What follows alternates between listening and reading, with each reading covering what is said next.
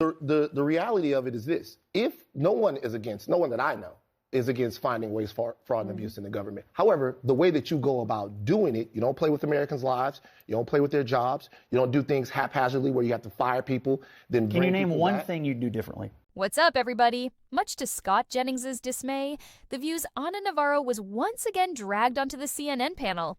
And as usual, she went off on one of her long, incoherent rants, bashing Trump, bashing Republicans, and basically just rambling without actually saying anything of substance. Now, Scott Jennings sat there letting her go on, almost like he was waiting for her to tire herself out. But the second she finally stopped, he came alive. And when he did, he tore through the entire panel, point by point, leaving Navarro completely exposed. It wasn't just a pushback, it was a total dismantling. Jennings didn't just challenge her weak talking points, he shredded them, flipping the narrative and reminding everyone that Navarro has become little more than a broken record. And by the end, it wasn't Navarro who had the last word, it was Jennings who owned the moment. This wasn't just a debate, it was a takedown. Yeah, y'all got to bench Elon, man. y'all gonna have to bench Elon. Elon is not going to be long for this world as a major American political figure. I watched his interview with Fox. During the interview, he said, I don't know why I have to do this. He's annoyed at the perch that he is on right now and the way he's being perceived. He's opened himself up to a level of scrutiny that I don't think that he's going to be able to bear. I don't think so. Well, his companies are certainly having a hard time. Well, listen, I don't think we're going to have to pass the hat for Elon Musk. The guy's worth $300 billion. Do the math. If he put his money in tax-free government bonds, he would get $15 billion a year without touching the principal. So these setbacks that people are so concerned about, I wouldn't worry about it. I think it's patriotic what he's doing. I think that he's a disruptor.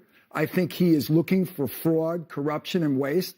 And you know what? If we find fraud, corruption, and waste, and we end it, then we have more money for hospitals. We have more money for education. We have more money for infrastructure. Is that a bad thing? I'll tell you what is not. Let me tell you what is actually doing that, but there's not a lot of evidence. I'll tell you what is bad and what is not patriotic is calling Mark Kelly a traitor. He called him a traitor today for having gone and visited Ukraine, which many Republicans and Democrats in Congress and in the Senate have done in the last several years.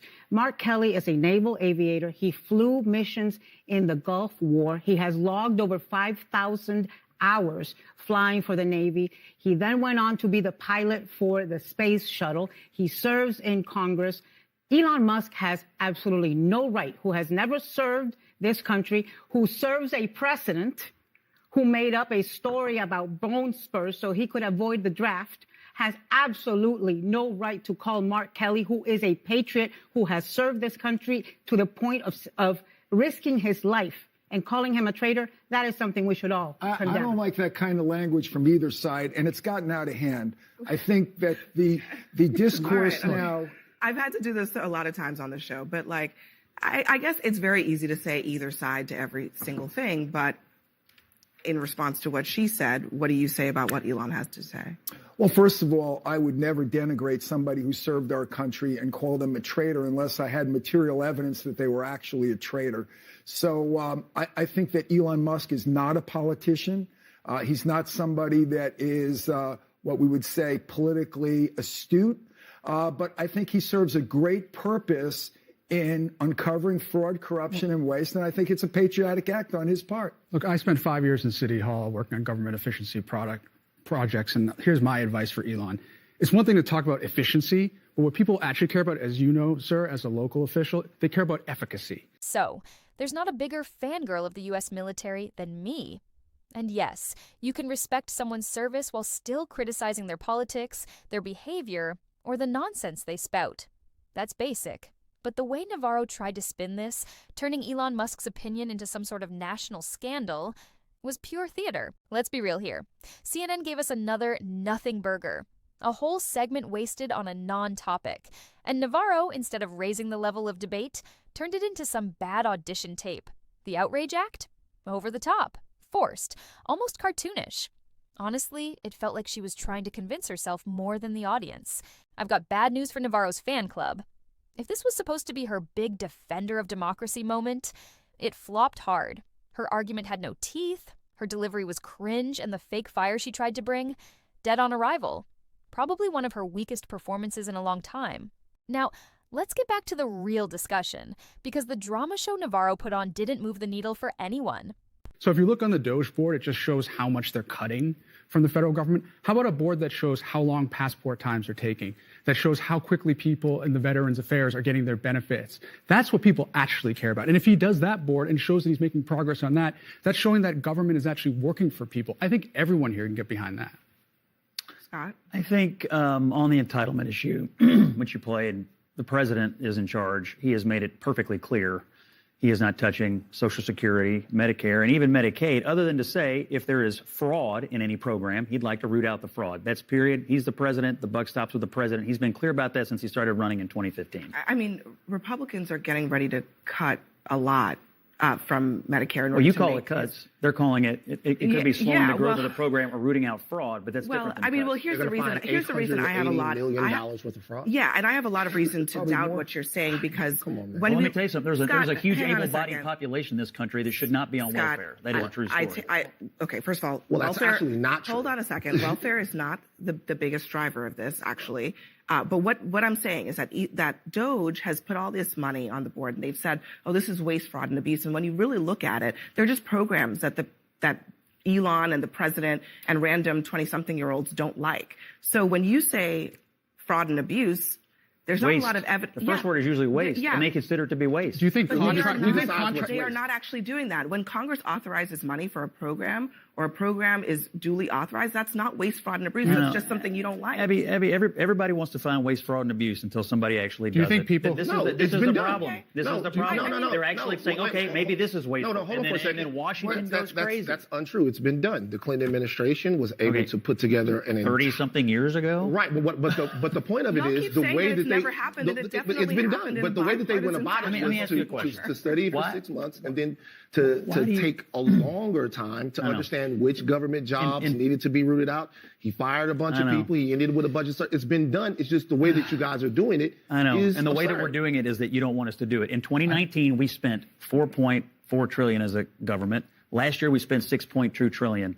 The government's gotten more expensive and much larger over the last 5 years. The only question Republicans have is, does it have to be this large and does it have to be this expensive? That's the question. And Elon's finally trying to cut into it, and the Republicans in Congress need to help. Well, you guys should start it in your own house because your president drove up the deficit as much as anybody ever has, maybe more than anyone. And why? So what happened at the end of Trump? Any memory of it? I do remember. Even before then, though. Even before that, though. Everybody's got Google. So the reality of it is this. If no one that I know, is against finding waste, fraud, and abuse in the government. However, the way that you go about doing it, you don't play with Americans' lives, you don't play with their jobs, you don't do things haphazardly where you have to fire people, then Can you name one thing you'd do differently?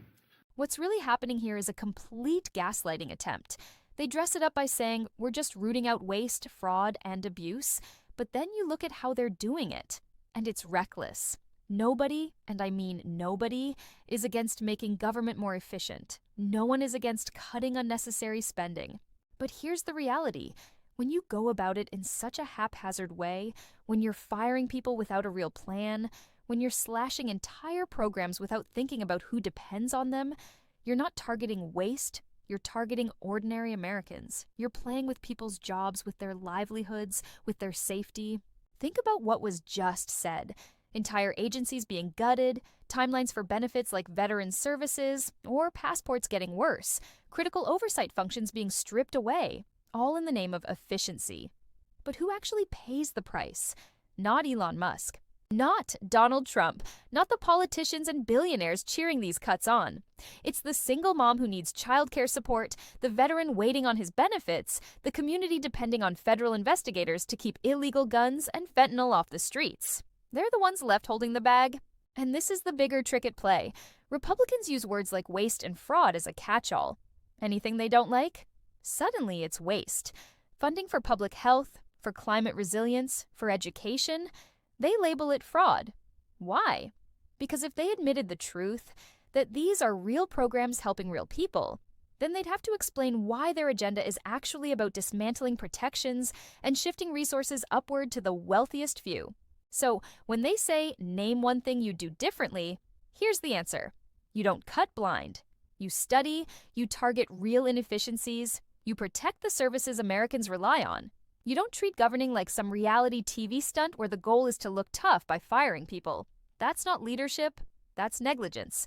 And here's the irony. The very same crowd that talks about loving America is the one tearing down the very structures that keep Americans safe, employed, and cared for. Efficiency is good. Accountability is good. But gutting capacity, sabotaging agencies, and calling it reform, that's not efficiency. That's sabotage, plain and simple. You're going to make me in charge of those. No, I'm asking. Okay. You say you're against waste, fraud, and abuse. What would you consider the government to do that's wasteful today? Okay, well then what I would do if I was looking for waste, fraud, and abuse is I would start in the Defense Department and at the Pentagon. I would start with the defense industrial complex of America, and I would look there. I think Elon and you were in agreement on that. Well, he hasn't.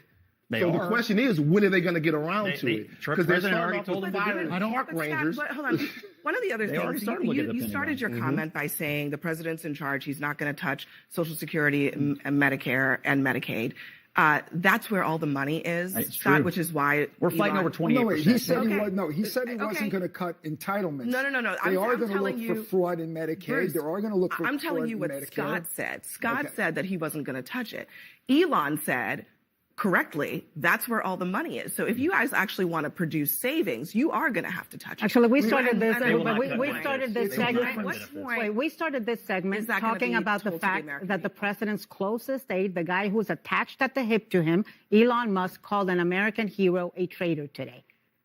Okay, but you said that already. No, because you haven't What is condemned that? it. What does that got to do? Because that's what this segment what was is that- about, what actually, is and that- you haven't what condemned does it. that got to Instead, do Let's with talk about this? what this because is you want to actually talk doing. about Hold on a something second. else Anna, instead of he condemning did- what is I condemnable. will say that Bruce did, well, maybe I shouldn't go so far as to say condemn, but you said that you do not condone like it. that kind of Bruce language. basically said chill. So don't like it. he did say that, but Let's talk what this is actually doing. I think the people who are paid to ID bodies of people killed in action who can't work right now are not waste, fraud, and abuse. I think that these kind of things that we're seeing, the people who oversee our nuclear stockpile are not waste, fraud, and abuse. These mistakes can't happen.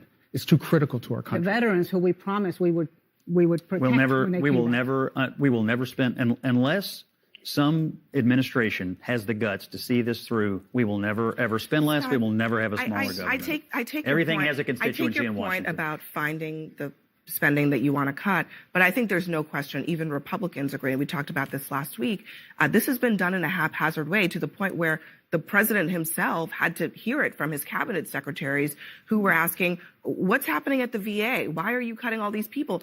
The transportation secretary said they were trying to cut air traffic controllers. I hope the cabinet. I hope the cabinet and Elon. They had to speak up work because well together. The it cabinet wasn't just being got done there, well. but ultimately, this is not a conversation that can be put off forever.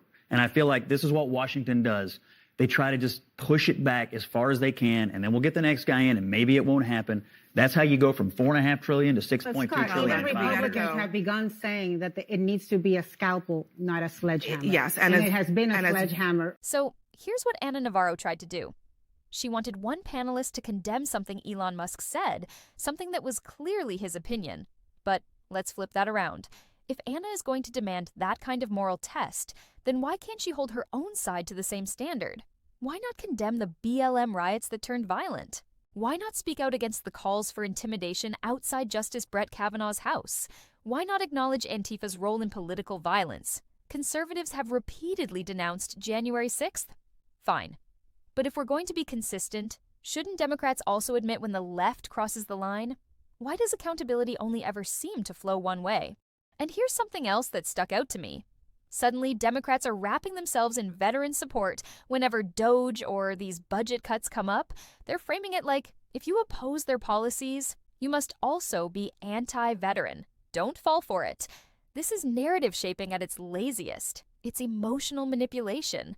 They're trying to make people associate veterans real heroes who deserve respect with partisan talking points. But the logic is paper thin. By that same logic, I could pick any word or group and play the same game. For example, I could say DOGE doesn't care about mothers, because some of the people losing their jobs happen to be moms. See how ridiculous that is? It's an insult to the intelligence of the American people to think we'll buy into these cheap tricks. Scott Jennings actually hit the nail on the head during this exchange. He said it clearly. Unless an administration has the backbone to follow through, government spending will never actually shrink. We'll never get serious reform. Instead, Washington kicks the can down the road, hopes the outrage dies down, and counts on everyone forgetting. That's what all these side arguments and distractions are about, keeping us focused on noise instead of the real issue, which is an oversized, expensive government that nobody has the courage to slim down. So the choice is simple. Either we focus on real solutions, or we let ourselves get dragged into endless political theater. What do you think? Was Scott right to cut through the noise here? Drop your thoughts in the comments below. And if you're sick of watching panels where Navarro just rants for 10 minutes straight without substance, stick around.